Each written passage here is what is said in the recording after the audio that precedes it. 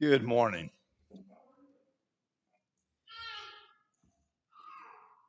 Lately, I have been thinking a lot about how messed up this world is.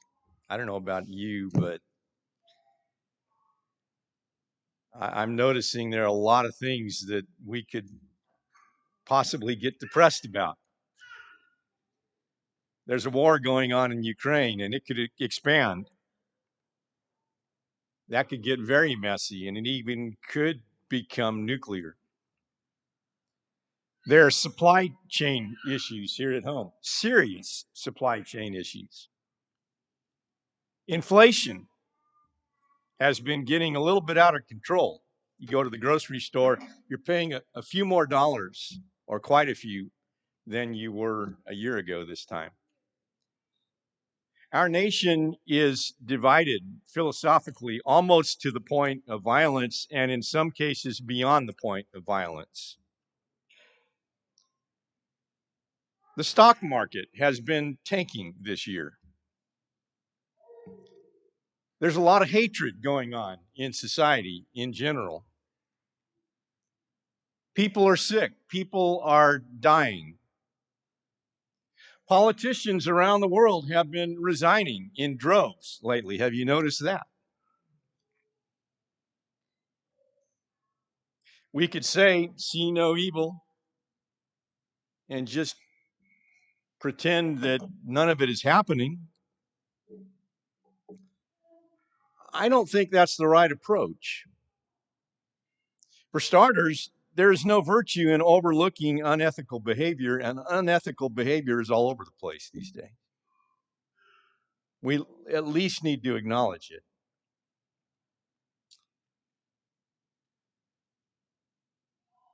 Bad news is everywhere. But we're going to focus this morning on some good news. Did you know that the good news of Psalm 2 is more than enough to counteract the bad news?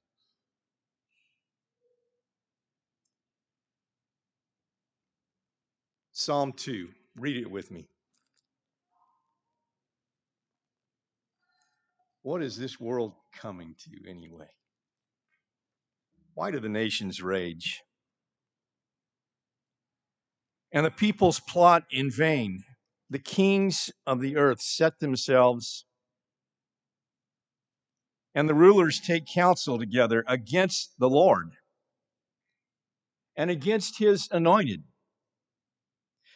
saying, let us burst their bonds apart and cast away their cords from us. He who sits in the heavens laughs. The Lord holds them in derision. Then he will speak to them in his wrath and terrify them in his fury, saying, as for me, I have set up my king on Zion, my holy hill. I will tell of the decree. The Lord said to me, you are my son. Today I have begotten you. Ask of me, and I will make the nations your heritage and the ends of the earth your possession. You shall break them with a rod of iron and dash them in pieces like a potter's vessel. Now, therefore, O kings, be wise. Be warned, O rulers of the earth. Serve the Lord with fear and rejoice with trembling. Kiss the Son, lest he be angry and you perish in his way. For his wrath is quickly kindled. Blessed are all who take refuge in him.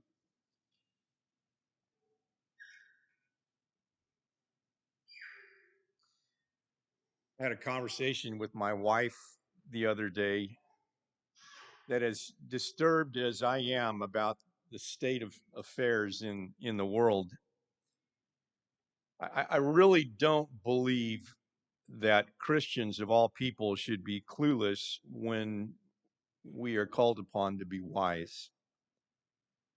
And especially, and all the more so, about how God's people should respond to the signs of the times.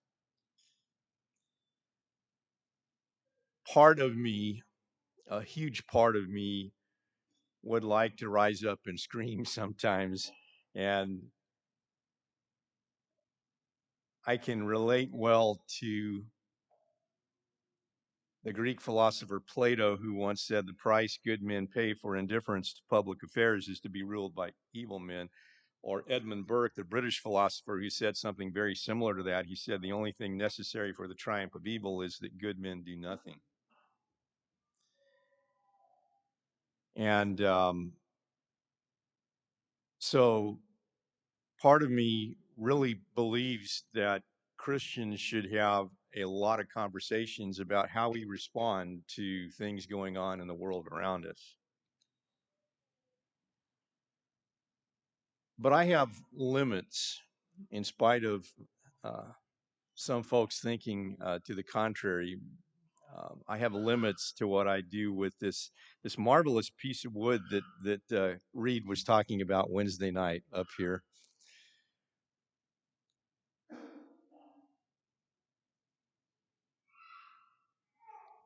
I've been accused a few times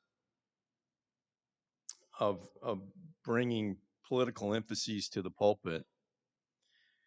And in truth, and God is my witness, I have zero interest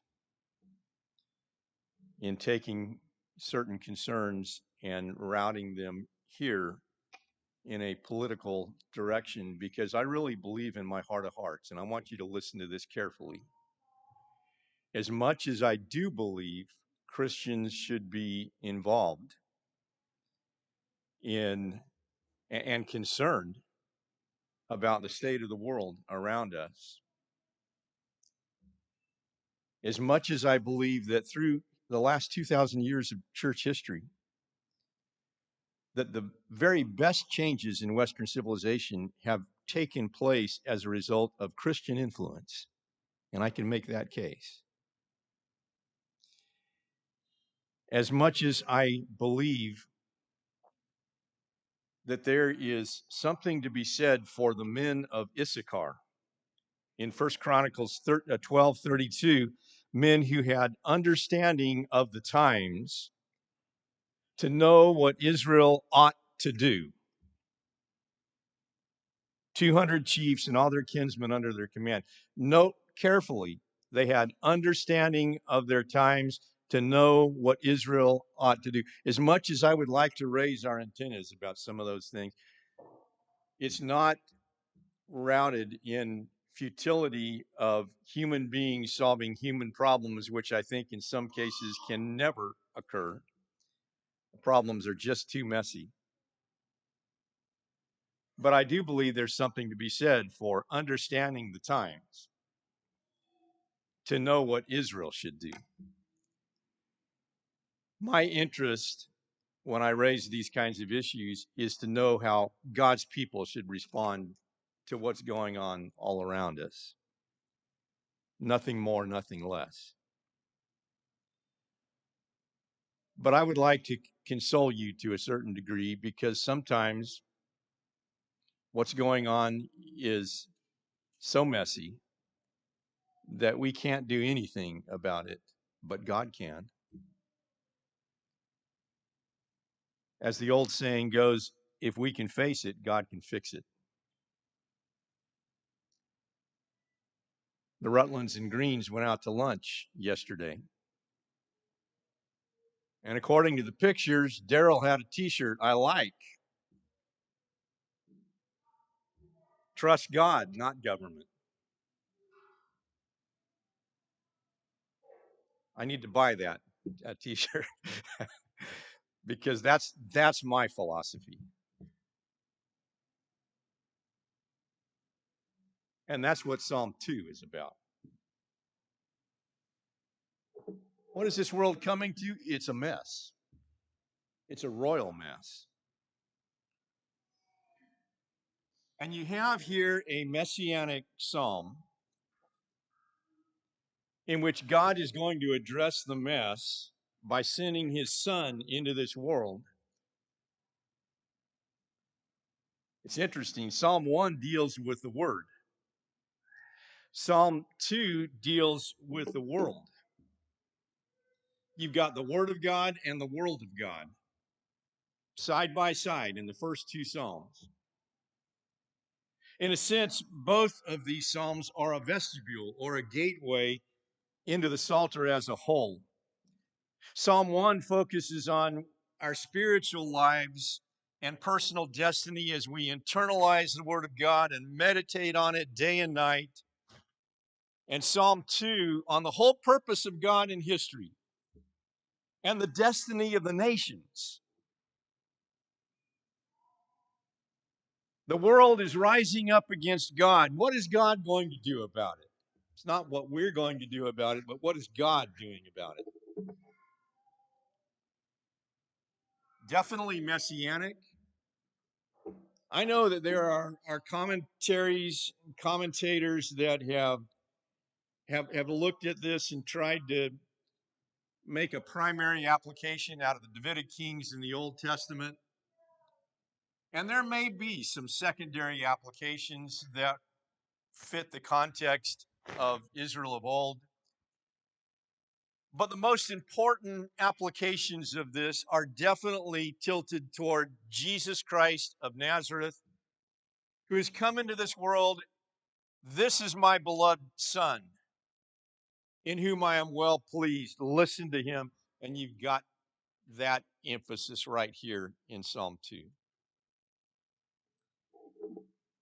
Cited by the Jerusalem Christians in Acts 4 as they prayed to God in the midst of their troubles with the Sanhedrin Council. It was cited by Paul in Acts 13:33 as he's preaching in Antioch of Pisidia in a synagogue.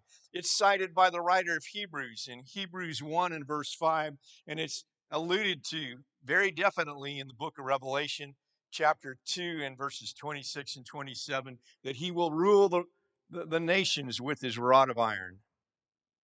That's first mentioned right here in Psalm 2.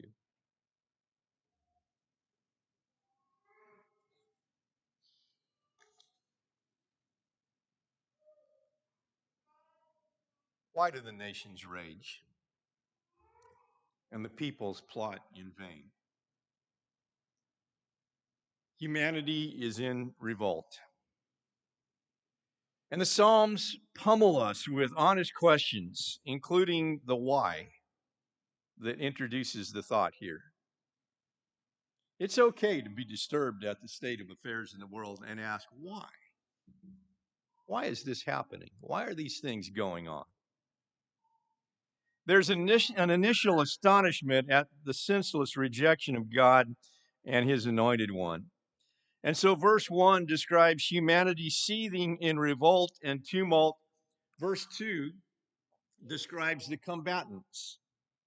The kings of the earth set themselves, and the rulers take counsel together against the Lord and against his anointed. You've got the kings of the earth and the rulers of this world on the one hand, and you've got the Lord and his anointed on the other hand. His anointed. The word Messiah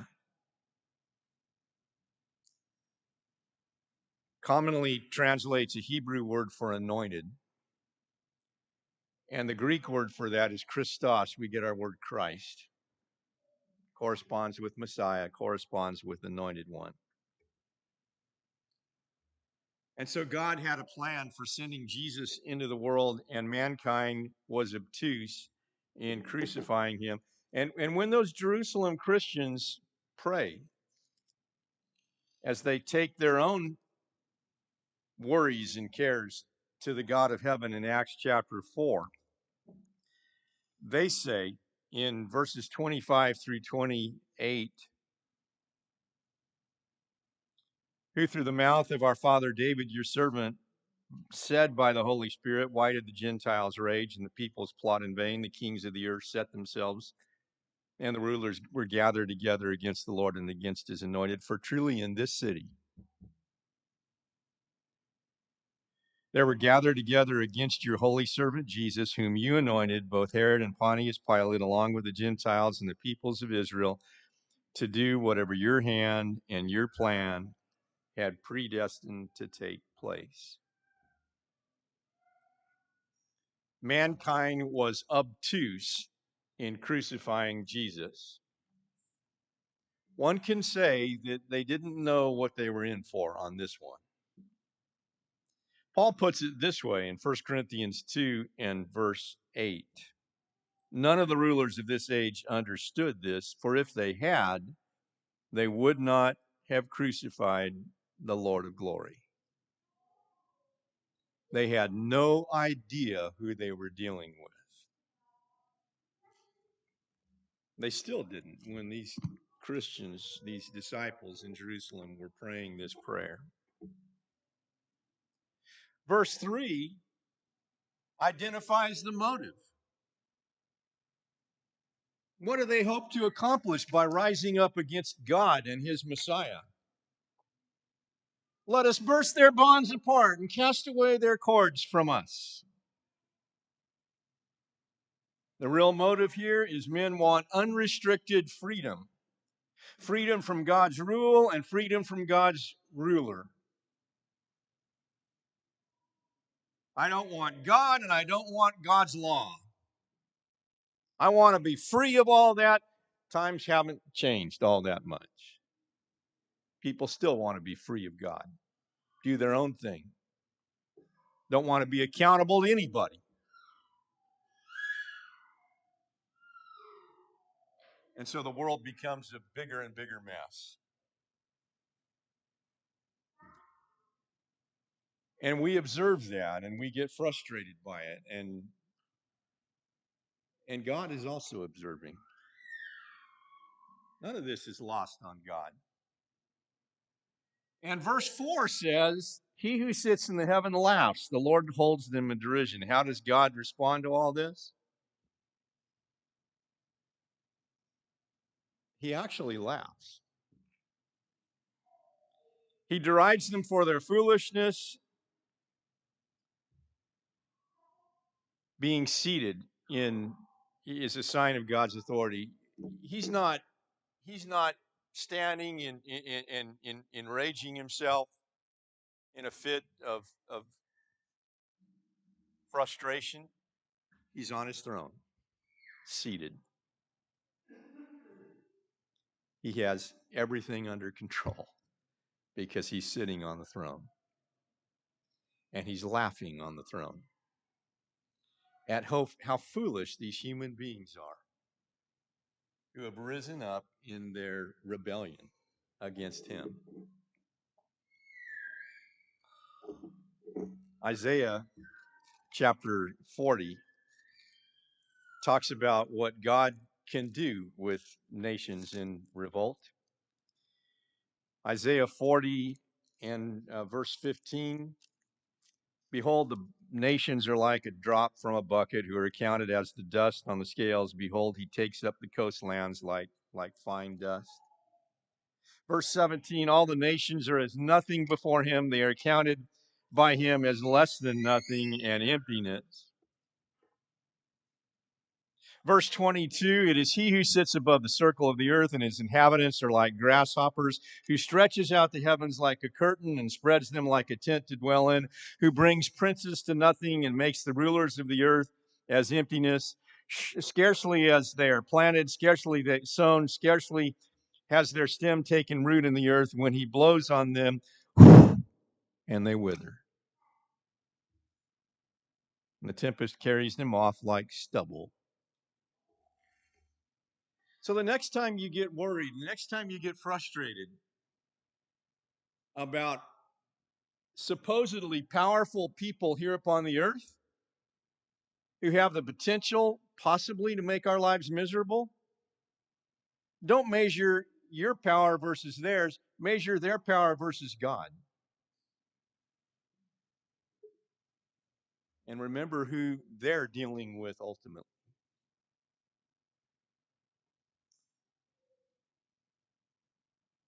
As we face frightening news, we must constantly remember who is in charge. And God directs their attention to his appointed king. Who is in charge? It's not an environmental disaster that we need to be worried about, or a nuclear warhead, or a terrorist nightmare, or even a pandemic, but God. God is in control, and his appointed king is on the throne. He will speak to them in his wrath and terrify them in his fury, saying, "As for me, I have set my king on Zion, my holy hill." Everything is under control. Jesus reigns. Verses 7 through 9 are interesting because this is Jesus' perspective. God the Father speaks to Jesus the Son, and Jesus reports what has been said. It might be the only time in the Psalms where you have Jesus responding to what God has told him, and he quotes God the Father. This is what he told me in commissioning me to sit upon this throne. The first thing said is, "You are my son. I will tell of the decree. The Lord said to me, you are my son. Today I have begotten you." And again, we see that cited again and again and again in the New Testament and applied to Jesus. It is cited in connection with Jesus' baptism. It is cited at the transfiguration. It's cited in connection with the resurrection by Paul in that sermon in Antioch of Pisidia. You are my son. This day I've begotten you. And then we have the extent of his rule in verse 8. Ask of me, I will make the nations your heritage, the ends of the earth your possession.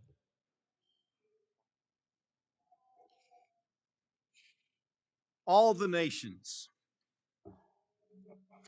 the ends of the earth. Jesus is King of kings and Lord of lords.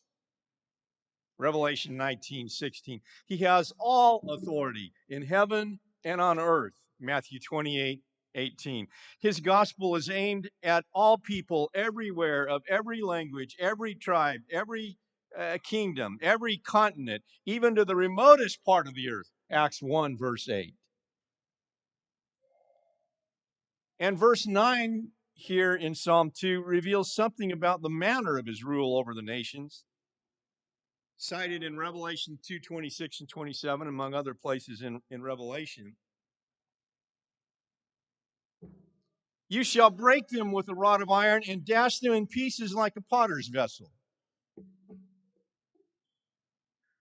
When nations fall, it's not by accident entirely.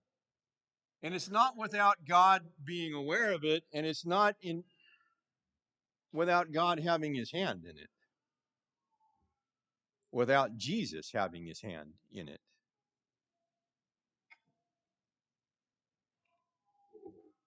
Because his rule is absolute. No human ruler has absolute authority, but Jesus does, because ultimately he is in control.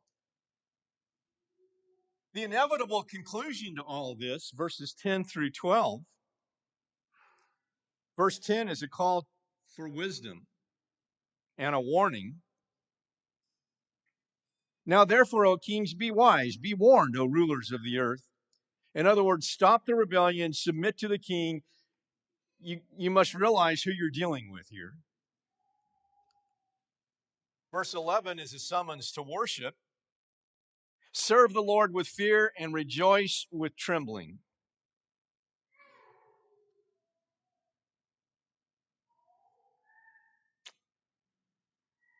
Fear is reverential awe. Rejoicing with trembling is a mixture of joy and reverence. The whole gamut of human emotion comes before God in worship. And then finally, verse 12, continuation of that summons to worship. Kiss the Son, lest he be angry and you perish in the way, for his wrath is quickly kindled. Blessed are all who take refuge in him. Kiss the Son. That's interesting language. And yet the Greek word proskuneo for worship is to come toward someone with a kiss. It's like bowing and kissing the hand, so to speak.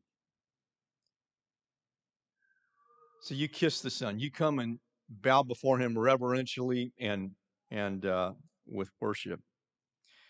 But notice the wrath of the Son as he exercises his rule over the nations. It's better to take refuge in him than to suffer his fury.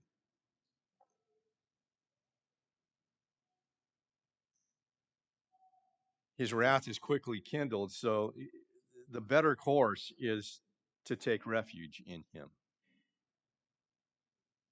One commentator calls this an evangelistic psalm, adding that it beats with a missionary heart.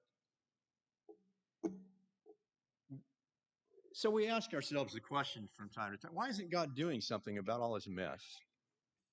He has, and he is. Jesus is on the throne. And as much as we may want to rise up and take matters into our own hands, sometimes it's better just to know that someone has already done that and he has the power to really do something about it. And in the end, it's going to be okay. It really is. In the meantime, I'm not suggesting that we are clueless in Santa Clara. I'm not suggesting that at all. I think there is some value to being aware of what's going on in the world around us, how it impacts the church, how it impacts our lives as Christians, and how we respond as Christians. If we're going to be the salt of the earth, the light of the world, we need to be somewhat aware of things. But as we go about our business, we also need to point others to the way God deals with this. Jesus is installed on Zion, and it will be okay in the end because he is ultimately in control. It's interesting that there's an inverted structure here, as there so often is in Hebrew poetry. You see it in the poetical books, in the prophetic books, especially in the Old Testament, kind of an envelope structure, chiastic structure, it's sometimes called. You've got the peoples in revolt. At the beginning, the people's taking refuge. At the end, you've got against the Lord and his anointed versus serving the Lord and his anointed. You've got the earthly kings taking counsel among themselves as if they are the repositories of ultimate wisdom. And then you've got the earthly kings taking counsel from God, the one who truly has infinite wisdom. You have derision against the nations versus breaking the nations. You have terrifying the nations versus reigning over the nations. And then you've got the hinge point in the middle. And the way these things work, the hinge point in the middle is the most important part. It's what everything else hinges on. The most important part. I have set my king on Zion. You are my son. Today I have begotten you.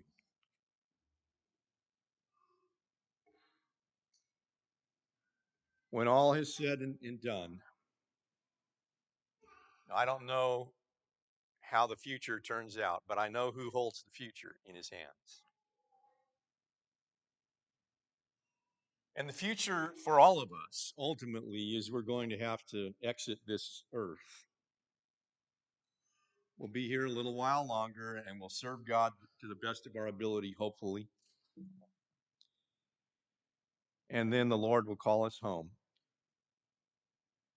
And when we're taken home, we'll go without anything that we've accumulated here. Job says it well in Job 1:21. Naked I came from my mother's womb, naked shall I return. The Lord gave, the Lord has taken away. Blessed be the name of the Lord. Job 1:21.